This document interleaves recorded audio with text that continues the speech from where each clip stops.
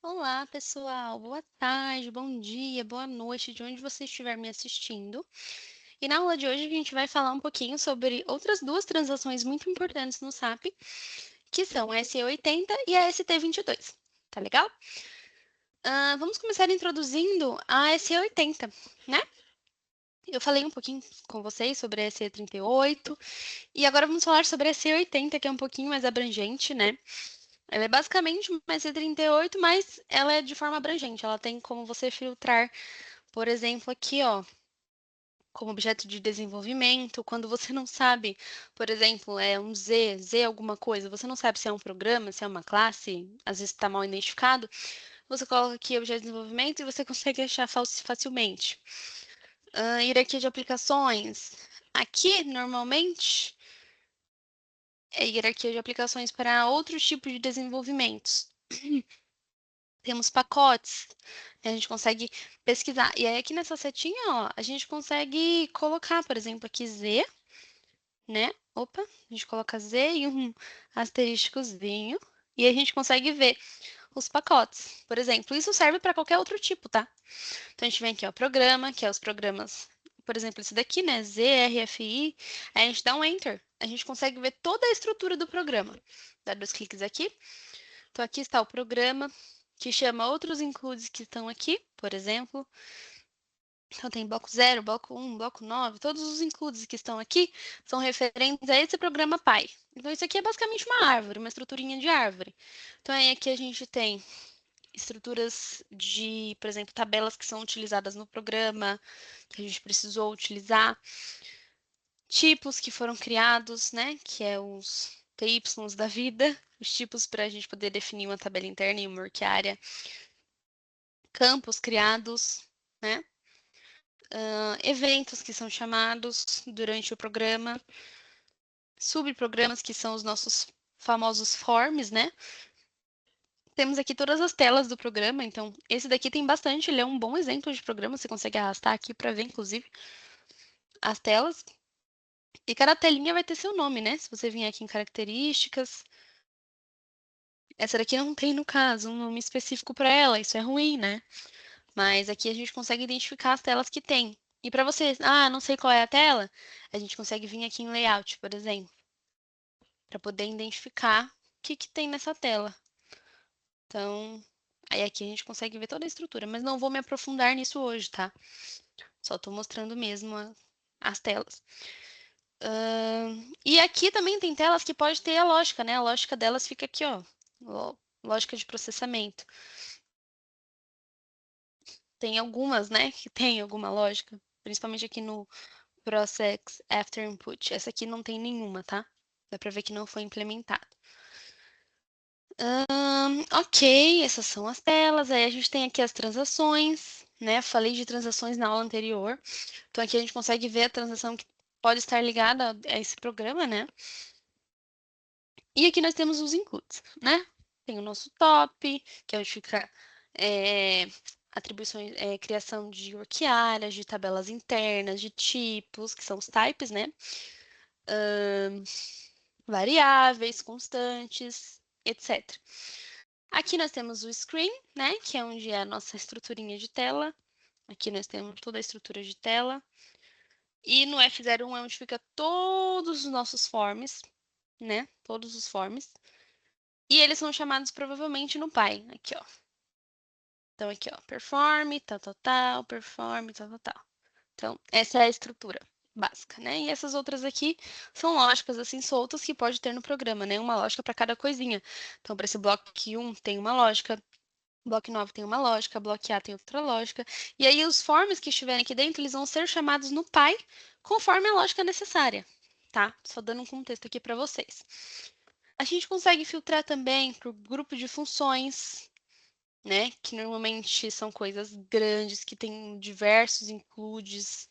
Esse aqui é standard, tá? Mas tem ponto de ampliação, principalmente por ser standard, né? Tem funções. Então, o grupo de funções, ele é algo muito extenso. Ele é criado...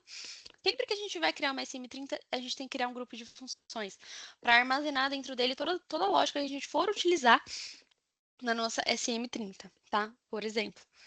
Às vezes a gente cria um grupo de funções também quando a gente está num projeto e a gente vai criar algo específico, uma lógica específica, e a gente vai criar vários programas, várias funções, aí a gente cria um grupo de funções e a gente deixa tudo armazenado dentro dele, que é igual eu falei, aqui é o pai, ele vai acabar conduzindo toda a lógica do programa e tem os includes separando até para ficar organizado e limpo o código, né?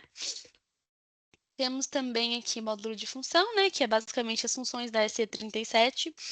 Classes, né? Então, as classes a gente consegue procurar por ZCL aqui. Aí a gente vem aqui, ó, um exemplo, tá? Tem várias aqui, ó. Infinidade de classes. E tem essas outras coisas aqui que não são tão relevantes pro ABAP, tá? Aplicações BSP, para quem faz integração com tela, WebGIMP, para quem usa WebGIMP, extensão BSP. Isso aqui mesmo, particularmente, eu não uso, tá?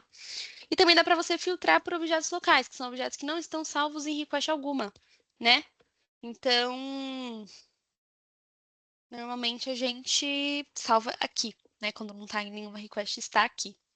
Então, essa basicamente é a estrutura, né, da nossa SE80.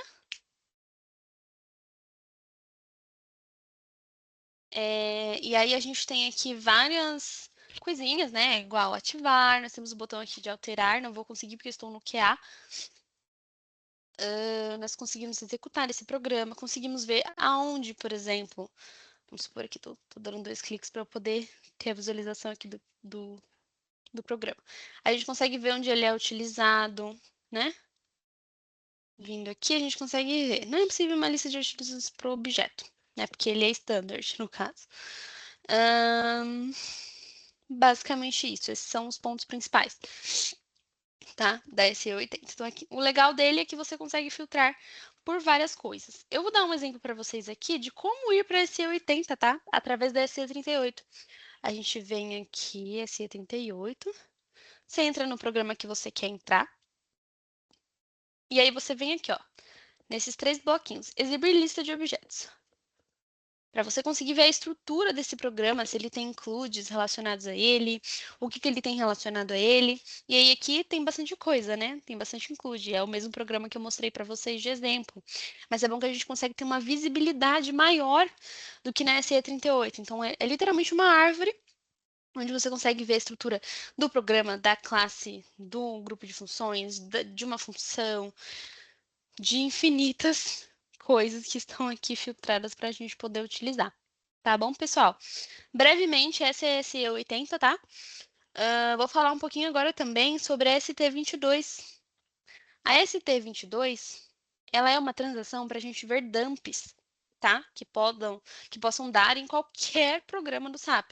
Então, a gente coloca aqui, ó, por exemplo, vou filtrar por hoje, tá? Mas dá para filtrar por ontem. Vai ter os erros aqui de ontem, ó. Um errinho só, que bom. E aí, ele mostra a hora, né? O programa aqui, no caso, né? Na verdade, não, esse daqui é o servidor de aplicação, que é o servidor do QA. A gente está no QA, né? O usuário, o mandante, que é o 150 para o QA, o erro, tipo, o código do erro, né? A exceção que deu e o programa que tá com erro, né? E aí, se você conseguir, se você der 2 cliques aqui, ó, ele te direciona o erro, tá? E aí, aqui, esse aqui é um dump que aconteceu. E ele tá mostrando o erro. SQL erro, um erro é de SQL, code 1205. Aconteceu enquanto estava acessando a tabela NRIV. Daí ele mostra aqui tudo, que dá um relatório assim para você do erro, né? E aí se você descer um pouquinho aqui, né, você consegue ver o dump, ver aonde ele parou exatamente para ter dado o dump. Então aqui, ó, ele deu um dump aqui, ó. Se você der um cliquezinho aqui, ó, ele te direciona ao programa e ele deu um dump no select, né? Então a gente consegue ler, né, o que que aconteceu, ó. Análise do erro aqui, ó. Uma exceção aconteceu enquanto estava ficando em mais detalhes. A exceção está direcionada à classe tal e tal, tal, tal. Aí ele explica tudo. Tudo que ele tem que explicar aqui, ele detalha muito bem, né? Aí eu vou dar um voltar aqui, pessoal. A gente consegue filtrar também por hoje. Então vai ter os erros de hoje. Não tem erros hoje, que bom. A gente pode filtrar por data também. Então, claro que tem um limite, né? Isso vai depender do cliente, mas normalmente tem uma limpa. Então, às vezes, se você procurar um dump pode ser que do mês passado, começo do mês passado, de 2 meses atrás, ele não encontre, né? Tem um limite de dias. Tem clientes que é 15, maioria é 15, tá? Vou procurar, por exemplo, ó, do dia 26. Vou aqui, ó. 26/2/2026, tá? Aí a gente coloca aqui, ó, início. Não tem dumps, né? 27, 28. Tô achando que é porque virou o mês, tá, pessoal? Ele não vai encontrar. É o que eu falei pra vocês. Virou o mês, esse cliente ele não encontra, tá? Então ele só vai encontrar a partir do mês de março, que é o mês atual que estamos, tá? Também tô filtrando aqui pelo usuário. Deixa eu ver se eu tirar o usuário, se ele roda. Ele não tá encontrando, pessoal. Porque provavelmente já limpou, já virou o mês, né? Estamos em março, então não vai achar dump de fevereiro. Mas basicamente essa é a nossa ST22, a gente utiliza muito no ABAP, tá? Então, como eu falei, a gente consegue filtrar por hora, né, por data por hora, por usuário, por mandante, hoje ou ontem, e ele vai te trazer uma listinha de tudo que teve de erro, né? E ele fala, igual eu mencionei, o usuário, o código do erro, a exceção, o programa que foi cancelado e todo o restante, tá? Então é isso, pessoal. Essa foi a nossa aulinha de hoje sobre ST22 e SE80. Eu espero que vocês tenham gostado, que vocês tenham entendido bem. Qualquer dúvida pode mandar nos comentários, tá bom? Obrigada, pessoal. Até a próxima.